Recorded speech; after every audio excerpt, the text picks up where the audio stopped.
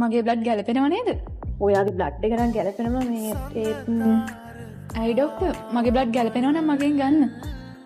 ඒකවා හිතන ලේස් දෙයක් නෙමෙයි නේද? ඇයි ඩොක්ටර්? මේකයි. ඔයාගේ බොඩි වේට් එක අඩුයි. බ්ලඩ් ඩොනේට් කරනවා කියන්නේ ඔයාගේ ලයිෆ් එක රිස්ක් එකක් වෙන්න පුළුවන්. මට රිස්ක් එක ගැන ප්‍රශ්නයක් නෑ ඩොක්ටර්. මට මගේ යාළුවා බේරගන්න තිබ්බොත් ඇති. ඔයා යාළුවෙක් විදිහට හිතන විදිහ හරි. ඒකට මම ඩොක්ටර් කෙනෙක් විදිහට මට ඔයාගේ ලයිෆ් එකයි හෙල්ත් එකයි දෙකම වැදගත්.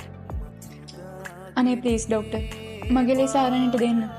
මට මුකුත් වෙන්නේ නෑ. ඔයා හොඳට හිතලා බලද්දී ඔය තීරණේ ගත්තේ. ඔව් ඩොක්ටර්. මට මේ වෙලාවේ කිසි දෙයක් වැදගත් නෑ. මට මගේ යාළුවාගේ ජීවිතේ බේරගන්න තිබ්බොත් ඇති.